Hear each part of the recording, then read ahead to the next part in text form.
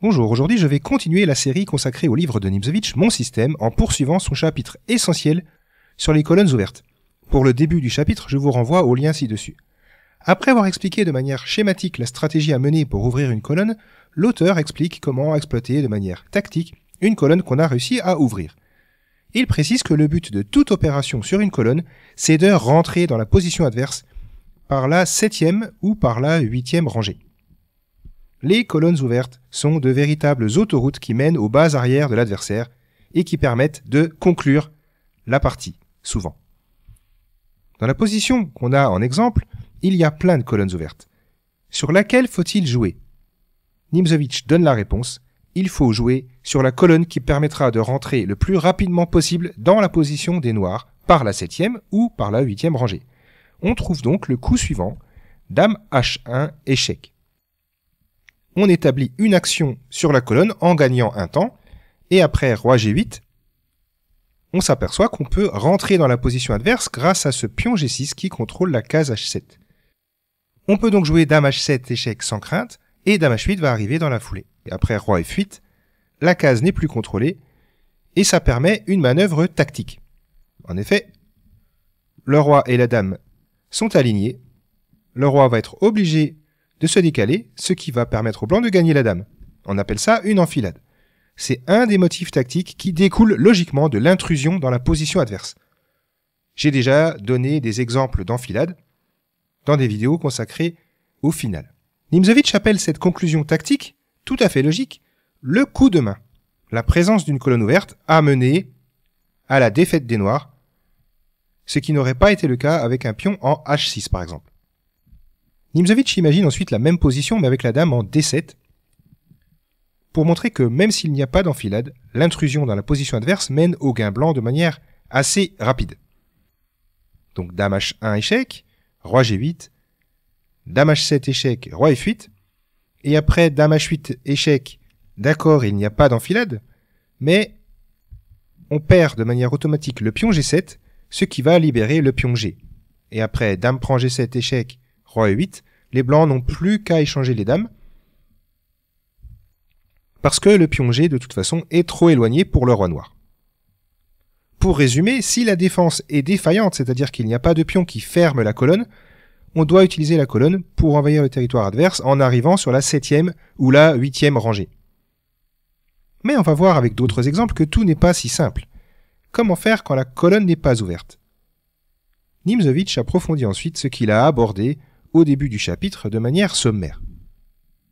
Vous aurez bien compris que quand on défend, il faut absolument empêcher l'adversaire de rentrer sur les 7e et 8e rangées. Il faut par conséquent créer des remparts pour protéger ce secteur qui est le cœur de notre position. Voici l'exemple schématique que donne Nimzowitsch pour illustrer ce propos. Le pion G6, ici, est ce fameux rempart. Et il serait encore plus solide s'il était défendu par un camarade, c'est-à-dire un autre pion, en F7. Comme ce n'est pas le cas, les blancs auront tout intérêt à accumuler le plus de pièces possible pour taper sur cet objectif. Le pion C6, lui, est protégé par un autre pion, ce qui veut dire que ça n'a aucun intérêt de doubler les tours ici, par exemple, pour s'en prendre à lui. De toute façon, la tour ne va pas se sacrifier contre le pion. Dans ce genre de configuration, il faut d'abord affaiblir ce pion-là en poussant B5. Si les noirs prennent, alors on obtient l'ouverture de la colonne. Évidemment, on reprendra. Et si les noirs ne prennent pas, on échangera nous-mêmes. Et le pion qui reprendra sera, lui, une cible de choix qu'on pourra harceler avec toutes les pièces qu'on voudra. On appelle ça un pion arriéré. Si vous voulez en savoir plus sur les applications concrètes de ces plans dans les ouvertures modernes, je vous renvoie à ma série de vidéos consacrée au gambit dame refusé, via le lien ci-dessus. Retenez déjà un point essentiel, seul le pion est un protecteur par nature. Il est né pour protéger, et ça c'est ce que Nimzowitsch assène et martèle plusieurs fois dans ce chapitre. Pour protéger un pion de manière réelle, il faut donc le protéger par un autre pion, sinon on ne peut pas vraiment parler de protection du pion. Ce pion pourra en effet se faire attaquer par de nombreuses pièces s'il n'est pas défendu par un pion. Quel est l'intérêt d'harceler un pion comme le pion G6 ici? Ce n'est pas seulement le fait de gagner un pion, c'est le fait de faire sauter un verrou pour pouvoir rentrer dans la position. Comme à son habitude, après des positions schématiques, Nimzowitsch poursuit par un exemple plus concret et un petit peu plus compliqué. Cette augmentation progressive de la difficulté est d'ailleurs une des forces pédagogiques de son ouvrage. Dans cette position, quelle est la cible pour les blancs? Le seul pion qui est sur une colonne ouverte, ou en tout cas semi-ouverte, et qui ne peut pas être protégé par un pion, c'est le pion H6. Donc les blancs vont attaquer ce pion autant de fois que nécessaire, et les noirs vont devoir le défendre autant de fois qu'il le faut. Le camp qui attaque, en général, a 3 solutions pour affaiblir le pion attaqué. Nimzowitsch énonce ces solutions. Soit on chasse les défenseurs de ce pion, soit on les échange, soit on intercepte leur action, c'est-à-dire qu'on les empêche de défendre en interposant une pièce. On va voir comment ces possibilités se concrétisent à partir de cette position. Le premier coup, tour H2, vise à attaquer directement le pion et force les noirs à le défendre d'une manière ou d'une autre. Donc roi H7, tour E H1, on est obligé de ramener un défenseur supplémentaire puisqu'il y a 2 attaquants contre un seul défenseur qui est le roi, donc fou F8, cavalier F5 et tour B6. Maintenant, il y a autant d'attaquants que de défenseurs.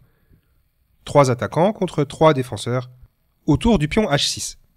On a l'impression que les blancs ne peuvent plus progresser puisqu'ils ne peuvent plus amener un attaquant supplémentaire. Mais il y a un motif tactique qui leur permet justement de neutraliser l'action d'un de ces défenseurs. Ce motif tactique, c'est l'interception. On peut en effet couper l'action de cette tour qui protège H6 en jouant D6. Le pion est protégé par le cavalier, par conséquent la tour n'a pas intérêt à se sacrifier contre lui. Les noirs perdraient juste la qualité. Et d'ailleurs, ce ne serait pas la fin de leur problème, puisqu'à la fin de l'échange, il y aurait de toute façon tour prend H6 échec. Une fois que le fou aurait repris en D6. L'auteur considère ici que le pion H6 est condamné et qu'il ne peut plus être défendu. Il en déduit que les blancs vont rentrer sur la 7e et la 8e rangée après la disparition de ce pion. Il ne va pas plus loin dans son analyse, donc on va quand même approfondir un tout petit peu la position pour vérifier ça. Tout d'abord, il apparaît évident que fou prend D6 est perdant, puisque ça permet tour prend H6 échec, et l'intrusion se fait avec de gros dégâts à la clé. En effet, après roi G8, on a tour G6 échec, et le mat ne va pas tarder à arriver, grâce à la coordination des 2 tours et du cavalier. On peut regarder une ligne à titre d'exemple, sans analyser toutes les lignes.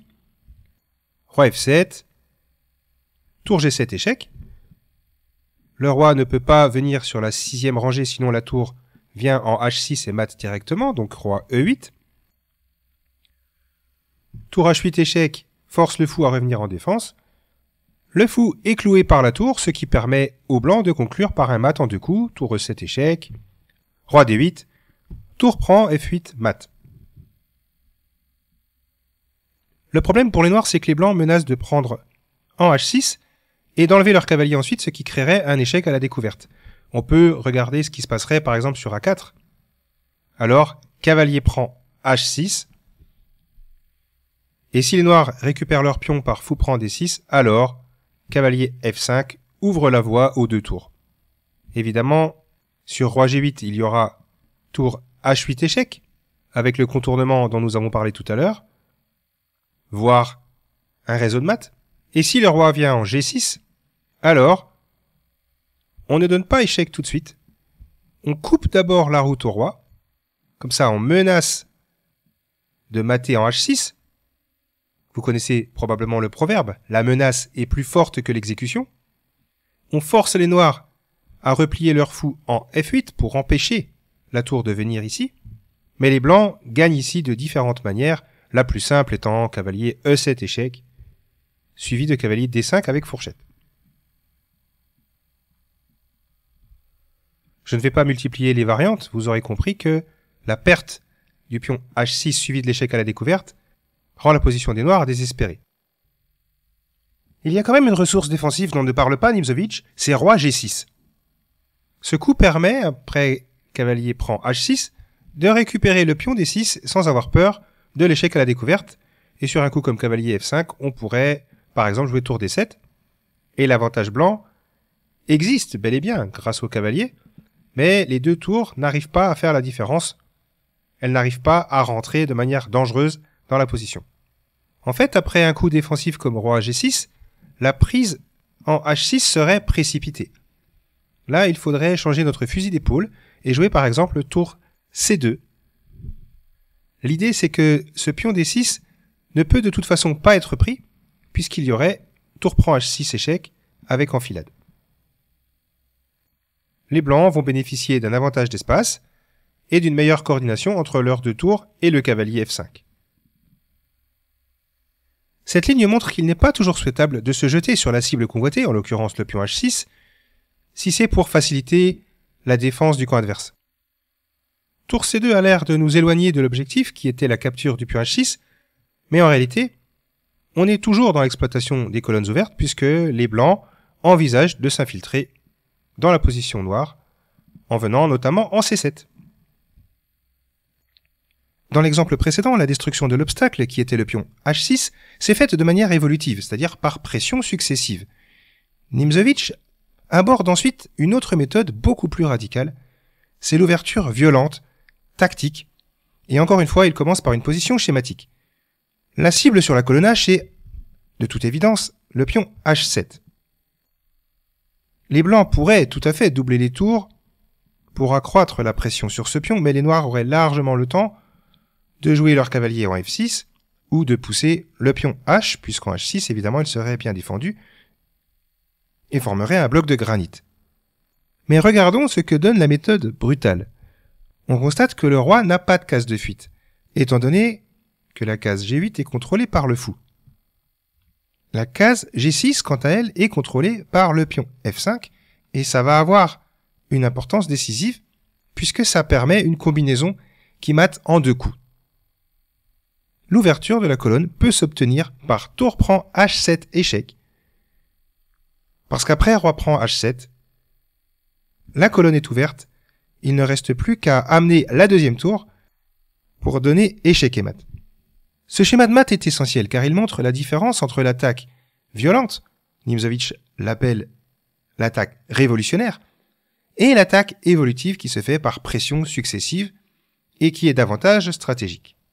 Je vais finir cette deuxième vidéo par un exemple un petit peu plus compliqué. Ici, encore une fois, la colonne H est fermée, mais il y a une cible qui est le pion H7, parce que derrière, il y a le roi. Par conséquent, ce pion est le dernier rempart qui protège le roi du mat. On constate que s'il n'y avait pas ce pion, en effet, la tour pourrait venir en H8, donner échec et mat directement. Si on essaye la méthode évolutive, ici, ça ne marche pas.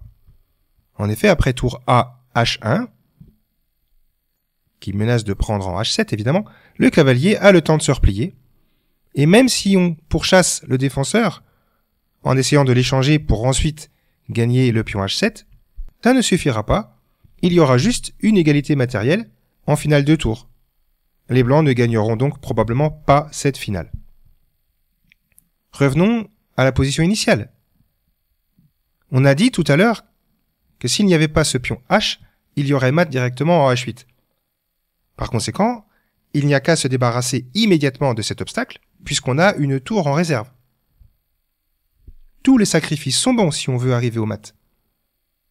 Par conséquent, il suffit de vérifier que personne ne peut s'interposer quand la tour donnera un échec en H1.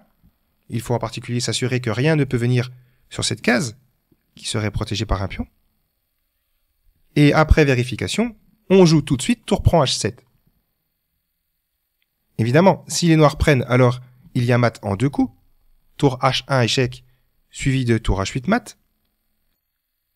Et après tour prend H7, si le cavalier vient en G7, évidemment, le gain est élémentaire.